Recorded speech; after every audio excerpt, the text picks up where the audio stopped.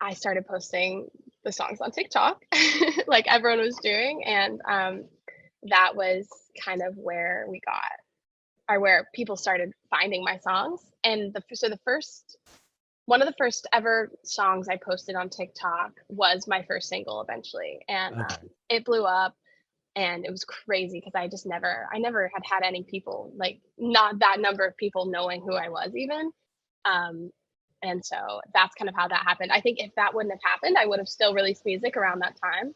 But I got really lucky in that around the time I was ready to start releasing music, I gained a little bit of an audience on the internet. So Hi, Taylor. How are you? hi, I'm good. How are you? I'm fantastic. I appreciate you doing this. Yes, thank you so much for having me. I'm excited. Awesome. Well, I'm Adam, and this is about you and your journey in music, and we'll talk about the new songs. Amazing. Cool. Oh, I, I lost you. Oh, now I can hear you. You got me? Okay, I just switched my Awesome. So, you're currently in Nashville. Is that what I read? I am, yes. Okay, that's where I'm in, or about the Nashville Oh, no area way. as well. Yeah, Okay, cool. I live south, like Williamson County area. Okay. Um, but are you originally from Nashville? No, I'm originally from Indianapolis. Okay, So in the general area, it's like a 4.5 hour drive north. not horrible. Um, but I came to Belmont for college, and that brought me to Nashville. And then I have kind of stuck around. Very, very cool. So Indianapolis is where you're originally from. What was it like growing Yes. up there? It was good. I lived in a suburb called Carmel. So it was very suburban life, which was lovely, but so not my style anymore. I love being in a city. I love Nashville and the music and Mhm. everything. Um, but it was great from a really young age. I like kind of got into music and theater and all that. And the city is pretty supportive of the arts as well, and my family loves the arts, so that was super fun.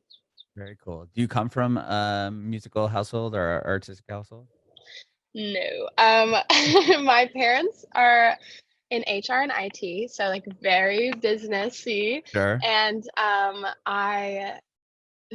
my mom loves musicals. Like we always went to shows growing up, and my dad's a lover of music too. Like he'd always have on like AC/DC and Queen and all that in the car and stuff. So they're definitely like fans, but they're not musical for sure. We don't have many musical people in my family. I have a couple extended relatives who can sing, but we found out recently. Well, not recently. I found out recently. My mom knew, but so Mayborn Axton, singer-songwriter or songwriter in Nashville, she wrote Heartbreak Hotel for Elvis, Uh-huh. and Wow. she passed away, I think, like, around the time I was born, but my mom's maiden name is Boren, and she is related to May on that side, apparently.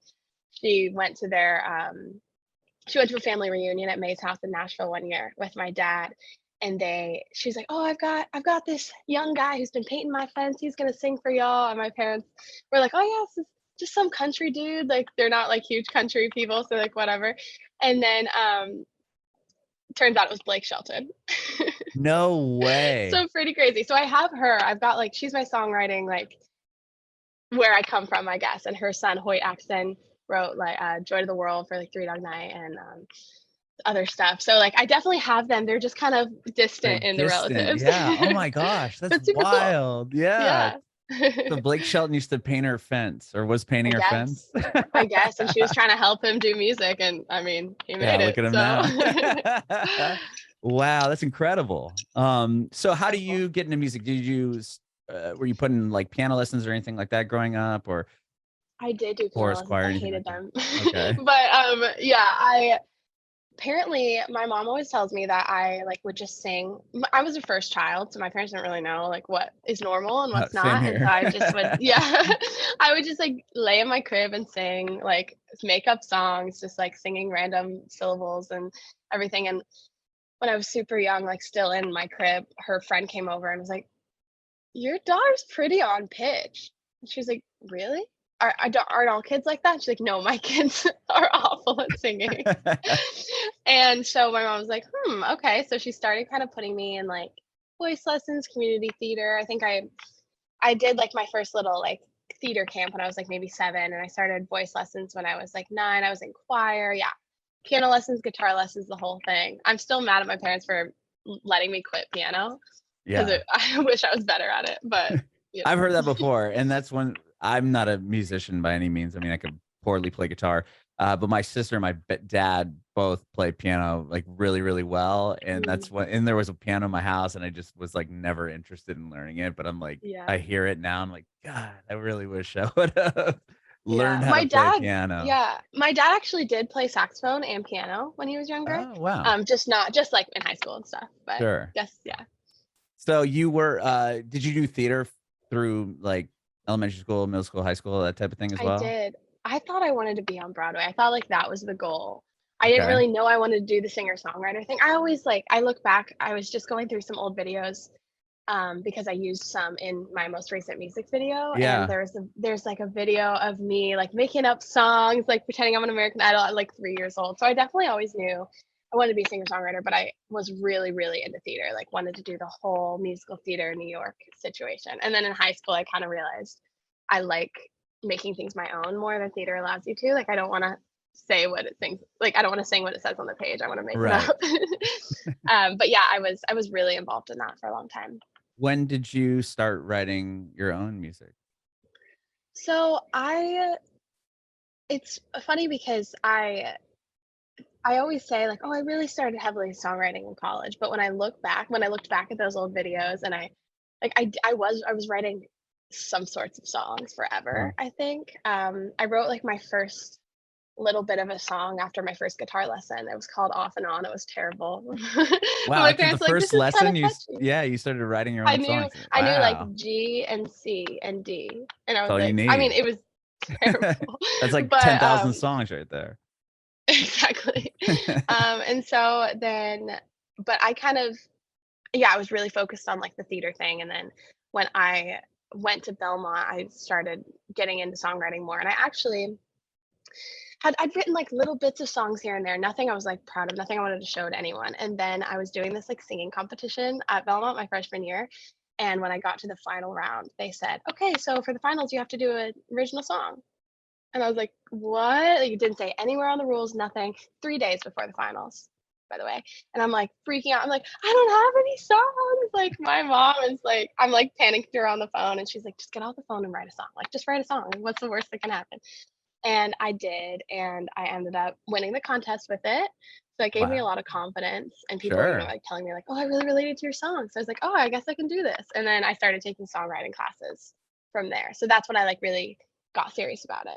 But What was that song? Was it the first one you put out, or was it oh, nothing that no. you've ever done? Or nothing that you've No, ever no, sung? it's called "Get to Be Lost," and it's very, like, kind of country leaning. Again, I only knew a couple chords. Um, and it's cute, but it's not my style now. And I played it at, like, I was a camp counselor, and they have, like, a camp counselor showcase, and I played it. It was a show choir camp that I was a counselor for, and I played it that summer, and the people were super encouraging. And so it's like I've played it out a little bit. There might be like videos if you like scrape YouTube, but it's like it's not public. Okay. But wow, to write that song 3 days before the competition and then actually win it with that song, that's I mean, that talk about validation, right? It's very Disney Channel original movie. Yeah, that's amazing. Did you go to Belmont for songwriting? Like, I mean, to get into that school as a musician is not like an easy task. Um, I went for commercial voice or commercial music with an emphasis in like voice. That was Oh, like my okay. main instrument, I guess. Yeah. But then I did like a song or a music business emphasis, and then I added the songwriting emphasis kind of like once I did that competition. Mhm. Oh, So smart. I kind of had I did a lot of like I did all the whole classical music training, like the arias and all that, and like Vocal the for your music voice? theory. Yeah, okay. Yeah, like it was really like a vocal performance major, but then I also had music business and songwriting classes, which was really cool. Wow, did you have to do, like, an audition or anything to get into the school? I did, yeah. I What did was that, that yeah, my like? senior year. It was the only school I auditioned for, which I guess I was just like putting all my eggs in one basket. If I didn't go to Belmont, I was going to be a business major at Indiana University, which I would have hated more than anything. So I'm glad I didn't do. Oh wow. Okay, that was the fallback. Yeah, like almost my whole entire family has gone to IU, so it was kind of yeah, kind of like the backup. But I Uh-huh. knew I couldn't be a business major. Oh, it would have killed me. But, yeah, the audition was really cool. I sang let's see, I sang a Demi Lovato song and a Carrie Underwood song, like, Oh, so, nice. um, just funny looking back, and then I had to do a classical thing as well, and we did, like, a little bit of music theory. Okay. But it was pretty cool. I mean, it was pretty chill audition. I know I'm sure you've heard of, like, horror stories of, like, really intense music Yeah, like school sight auditions and reading stuff. and like all, Ye like that type of thing. Like, okay, sing Mhm, this yeah. note. And you're like, It was no, it wasn't super intense. I was, of course, super nervous, but, But yeah, I mean, it worked still out. to get in, that's amazing. If you didn't get into Belmont and you went to business, what did you have like another idea what you wanted to do? I mean, it sounded like you wanted to be on Broadway, but then you went to school and obviously validated your songwriting. Mhm. But Yeah, like I if there was another was path to this, what would it have been? Or do you even think I about would have probably transferred. But no, it? I would have been, like, a music minor, and I probably would have just, like, started I would have done the whole, like, songwriting and thing on the side and kind of I think I every path possible in my life would have led me to being an artist. I don't looking back, I don't know how I thought that there was any chance I was gonna, like, try to go to business school. Okay, that's I think cool. I just wanted to do that as, like, have, like, a degree in case things Right. went south. But I have a degree anyway, so here we go. It's a music There you degree, but it go. works. Yeah, that's amazing. Okay, so then you win this competition and, obviously you get validated for your songwriting, and do you just continue working on songs? Like, when do you eventually put out your first song, or, like, was that quite a bit down the line? Yeah, so that was my freshman year, and then started taking songwriting classes after that, and, yeah, just kept writing, started co-writing a bit, which I had never done before. Um, met met some people that I still co-write with in songwriting class, which is kind of fun. Wow. And I had a couple songs that I was like, "I wanna release these," and I was working on them in 2019, the end of 2019, and then COVID happened. Oh, wow. So Okay. the producers that I was working with at school, we like met each other in class, and so I was like, oh, we'll like pick this back up when we get back. So then I just get back to Indiana for quarantine, and I just start writing like crazy Oh, so you because I have moved back literally home. nothing else Yeah, to do. because I yeah, did, because yeah, school closed down and everything. yeah. So I was there and just writing a ton.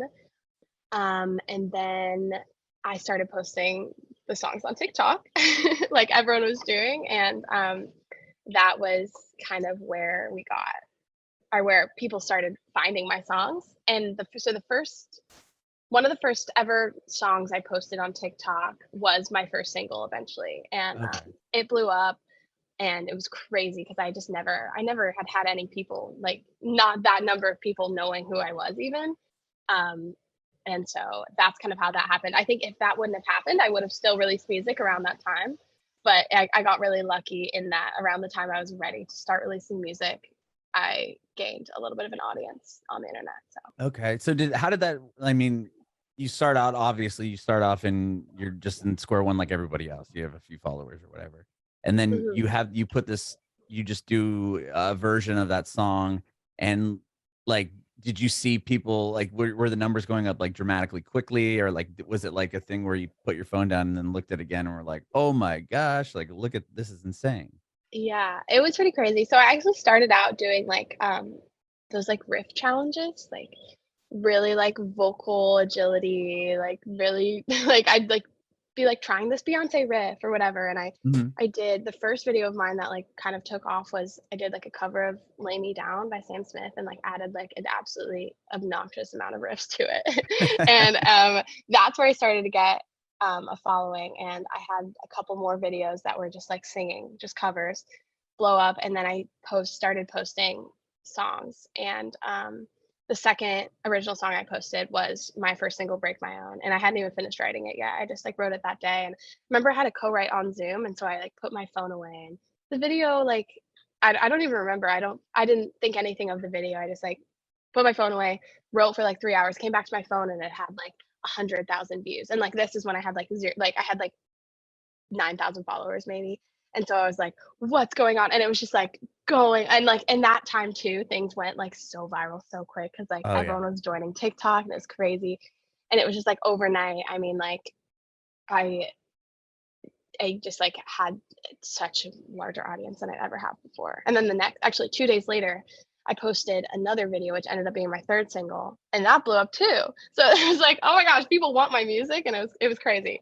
So I like got to work like finishing and like recording those songs. Oh, wow. Okay, yeah. Were you concerned? I mean, having the covers do really well, was it and kinda having an audience, right? I mean, you said 9,000 followers. Were you Mhm. concerned about putting your own song up and, like, seeing what would happen, or was it just like, "Whatever, like, this is the next move, who cares?" Yeah, I didn't I started following some songwriters that I really liked on TikTok, and I was like, "I wanna do this, like, I wanna start posting my songs." It for me, I felt like a very natural, like, progression. I Mhm. never thought that I was gonna, like, make my whole identity around, like, covers. Um, Okay. and then when That the just happened original to started take blowing off. up, I was like, all right, covers. I'll do one every once in a while, but the originals is, like, what people want." Wow. When so you said the first single wasn't even completely finished when you put it up there? No, I only had a first verse and chorus. And then And ho then so it was really the pressure of it really got to me I in order to bet. finish the song. So it took me a couple months to, like, get it all done, and I ended up releasing it, like, 6, 7 months, I can't remember, a good amount of time after the song blew up because I just, like, didn't know what I was doing. But thankfully, like, people who really loved it, like, were still waiting for it and still streamed it and everything.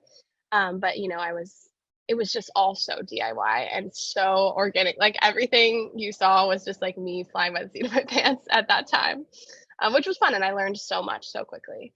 But, Yeah.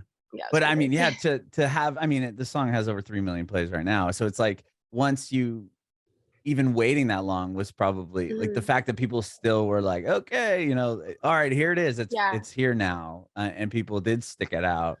I mean, that just shows how well the song was doing and how well it Mhm. was written and everything else. To have people wait around and be like, "Okay, she's gonna do it now. Okay, here it is. Let me go over Yeah. and check it Yeah, out." that was really special because I was pretty hard on myself, like, "Oh, I'm like, you know, I need to take advantage of this opportunity," but it was just Mhm. all so new, and I didn't know what I was doing, and most people didn't even like, TikTok was just such a foreign concept at the time, but it was Mhm. yeah, it was really inspiring and really cool to see people still love the song after so many months and still want it out, and then, you know, my other singles, and then, um, fast forwarding to 2022, when I released my most recent song, Quarter Life Crisis, I got really lucky and the song blew up the week it came out, which was awesome. Yeah. Um, but I was like, you know, I'm glad that I had the learning experience of writing the song and posting it and then all of a sudden having to work through it. And then I got to, you know, everyone's dream is for the song to blow up when it's about to come out. So I, you know, I got Right. lucky. With the success of that first song even, were you getting reached out to by managers and different people in the industry like, "Oh, hey, like, what do you got going on here?" Yeah, a little bit. Um Honestly, I was so overwhelmed by messages and stuff that I realized, like, a year later that there were, like, certain messages I just never saw.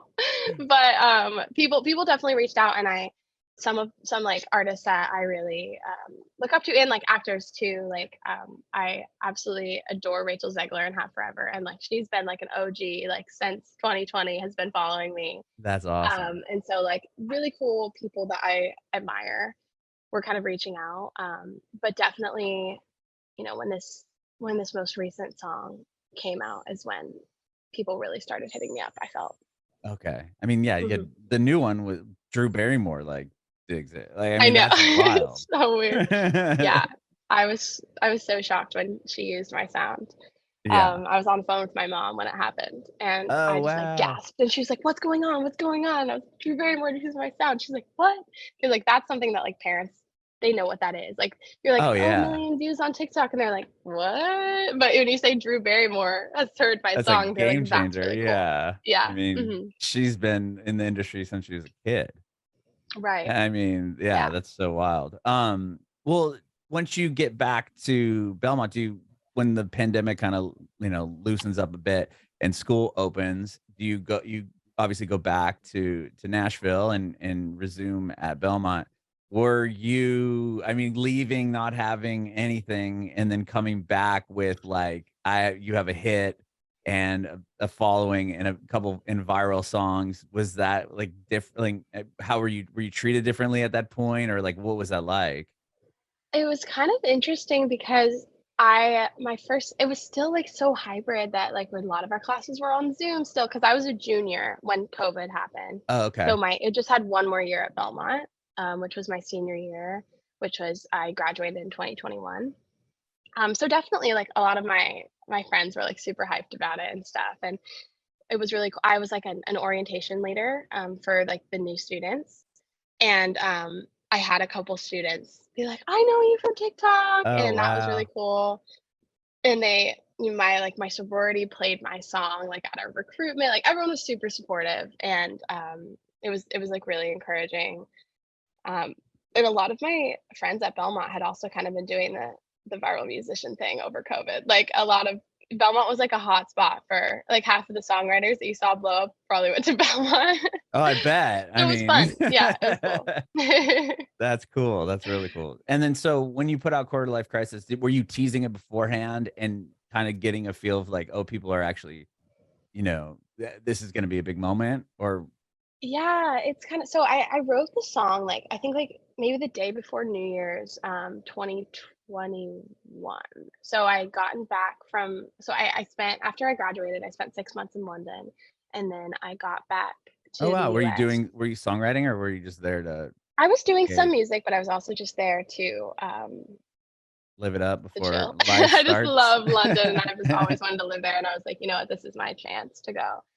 Um So I got back and was feeling like, "Oh my gosh, now my life is actually starting." Like, that was kinda like my extended college like, now it's for real, and what am I gonna do? And I knew I was moving back to Nashville in, like, a couple weeks.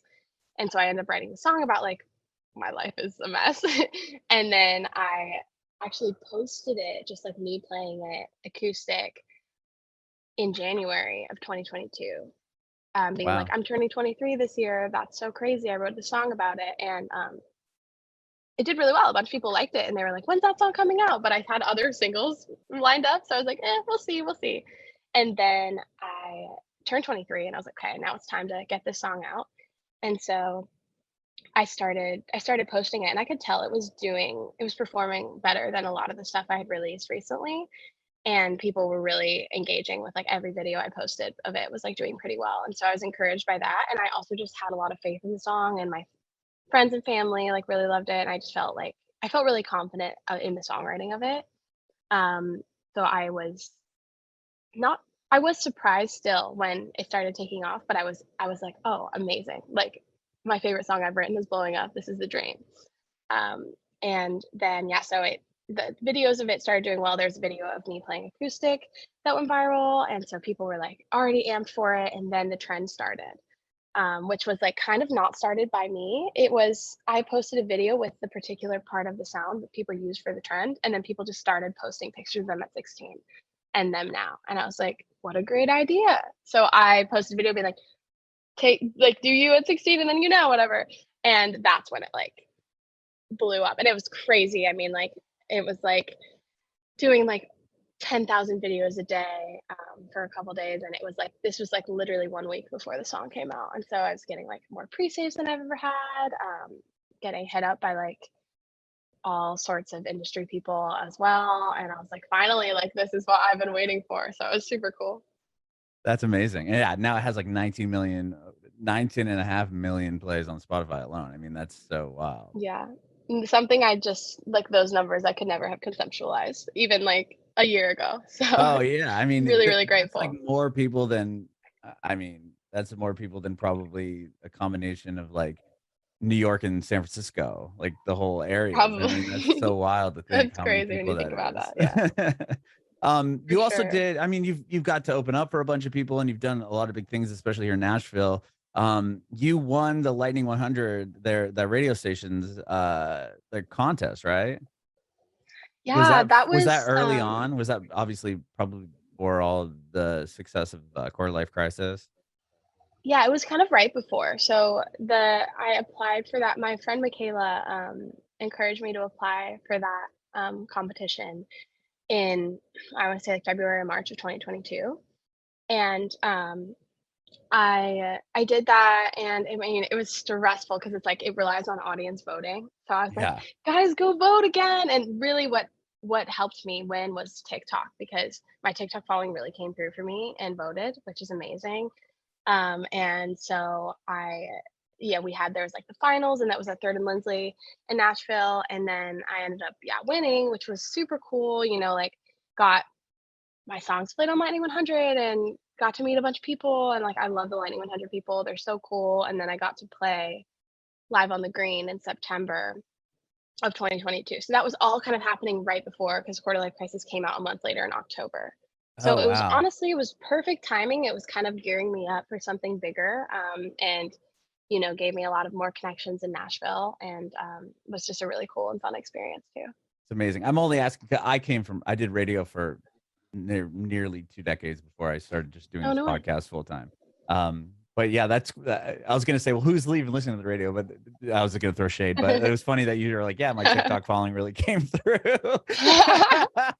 I'm sure they did. I mean, I don't know if they went and listened to it on the radio, but they went on the website and Yeah. voted for me. No, I So know that was my joke. Is like how many it's so funny to like I've interviewed other artists that have like that have hits on the radio and they're like they didn't even listen to they're like, wait, what? right. I have had some friends text me being like, "Your song's playing right now," and I'm like, "Well, news to me. I listen to Spotify, but I'm so glad you are listening to Right. You're like, it." yeah, I'm not a dinosaur listening to that stuff, but I think that's really cool though to win that. That's amazing. I mean, there's still obviously value in radio, and it's just funny For because I came sure. from that world and just seeing it all Mhm. just change drastically. I'm like, whoo, Yeah, and yeah, I it's think the wild. the Lightning 100 people do such a good job of like uplifting independent artists too, and Hmm. they're like just really encouraging, and that was really cool as well. Yeah, that's amazing.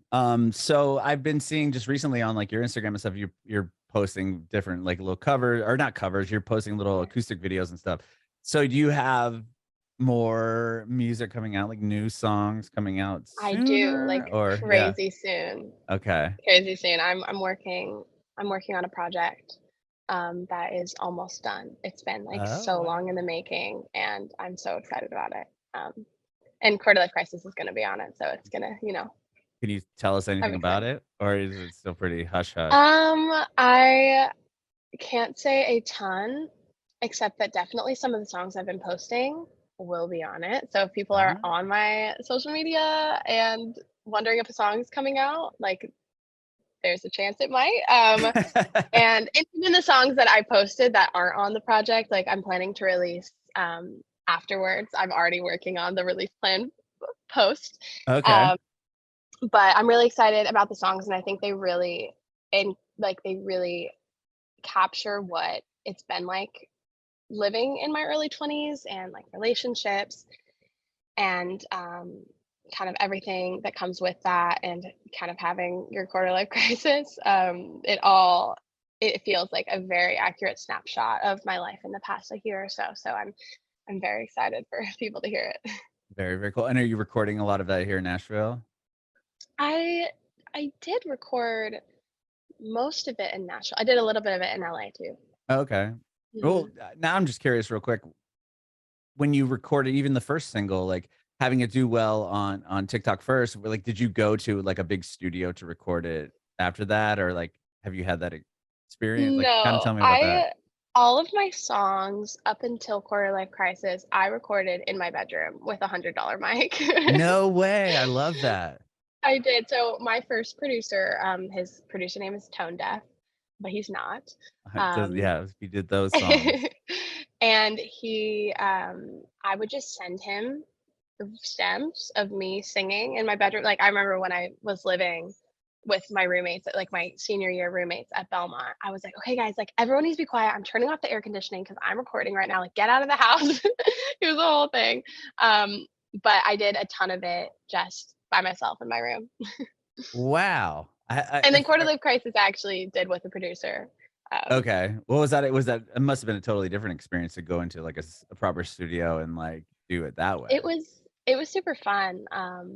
It was weird because I'm so used to comping my own vocals Uh-huh. and knowing exactly what take I want. And in some ways, it was nicer because he could. Oh my gosh, it would take me so long because you have to like you sing and then you like, go to the computer and you're like, "Duh, duh, duh," and then you go back. And so it was nice to have someone doing it. But I also remember I like asked him, I was like, "Can I come back in and sit with you and like listen to every single take and pick the perfect one?" Because I'm like crazy about that. Like I'm very particular about my voice. But it And was yeah, it was did a they great let you experience. do that? Yes, yeah. Okay. Was your choice the same? I wonder if you Sometimes, but okay. it's funny because people and certain takes, he'd be like, "I really like the edge of your voice." And I was like, "Oh, I felt like it sounded imperfect." He's like, "I like that." I was like, Mhm. "Okay, I'm glad I have your opinion." Because I get so caught up in the perfection of it, and it's nice for like an outside person to say like, "No, this actually makes it interesting and real and authentic." Yeah. No, I Mhm. can imagine that too. I'm so I used to be even worse, like with if I record something with the radio, I'd like nitpick every little like imperfection on like how I Mhm. pronounce something. And I'd feel like it would just to record like a commercial piece, it would take me like 2 hours when it should just take like 30 seconds. Yeah. But yeah, so I could totally relate to that. But like you said, an outside person can be like, I love that. Even though you don't think it's perfect, Mhm. there's something cool about like an imperfection or something like that, like the kind of the grit to it that's Yeah, not like a little just like crack or a rasp or yeah, something. yeah, Yeah. I love those little like yeah, pieces of like you, right? I mean, it's not like something that you Mhm. could recreate probably, but awesome. Well, I can't wait to hear the new songs. I love what you're doing, at least the songs that I've heard Thank you. that haven't came out yet that you've been teasing online and everything. I'm really So, excited about them. Thank yeah. you. Do you have any shows coming up? I mean, on your website I looked and I didn't see anything, but Yeah, I don't at the moment. I'm really hoping to play very soon. But kind of waiting. I have been doing for people who do live in the Nashville area, I sometimes will do some writers rounds and I'll put oh, those on like my Instagram. Every once in a while, like I'll do Song Suffragettes at the listening room, which is like an all-female songwriters round. I love them. They're so supportive. So those kind of things. But no big shows on the docket at the moment, but they're coming. They're coming. that's I want to awesome. tour so bad. Like every time someone messages me like, you should come to this place. I'm like, trust me, I'm dying to. So hopefully very soon. I love that. I wanna go check you out at these writer rooms. These the writing circles, those are such cool experiences. It's such a Nashville thing. It's like so Oh, special yeah. to Nashville and I love them. Yeah, they're super fun. That's amazing. Well, thank you so much, Taylor, for doing this today. I appreciate your Thank you. time. I Yeah. have one more quick question for you before I let you go. I wanna know if Mhm. you have any advice for aspiring artists. Yeah, I would say my biggest advice is I have this quote that I don't know who said it, but I saw it on Instagram or something, and I think about it all the time, and it's, "I am not afraid to be seen trying." And I think artists, including myself, get, like, embarrassed to, like, post their songs. I mean, right now, that's pretty much, like, if you don't have connections, tons of money, like, that's the way you're getting your music out there. That's the way I got my music out there. I didn't know anybody. I just posted on TikTok, and it's really intimidating, and you're like, "Oh, it's so embarrassing. If my video doesn't blow up, then, like, people are gonna be like, 'Oh, she's posting videos of her song, so embarrassing.'" But it's like, having the courage to be embarrassed by it a little bit and having the courage to be seen trying is what it takes. I think like if you just like kind of allow yourself to look stupid a little bit and like not take yourself too seriously and be like, you know what, this is not a reflection of me or my character and whether or not this blows up or not. Like it's it's a testament to the fact that I care about my music so much that I'm willing to work so hard for it. And I think that's really inspiring. So that's my biggest advice is like don't be afraid to try and to be seen trying. It's not embarrassing to be passionate about what you want to do. And then just I think too, like write when you don't even when it doesn't feel perfect. I'm definitely a perfectionist and I have a tendency to like start a song and be like, oh, I don't know, I'm not vibing with this certain lyric. And sometimes when I stick through it, like it ends up being one of my favorite songs. Like I would just say, just write and not all your songs are going to be good, but then like the ones that are going to be amazing. So it's mostly, my biggest advice is just like try hard and don't be embarrassed to try hard. So Bringing it backward.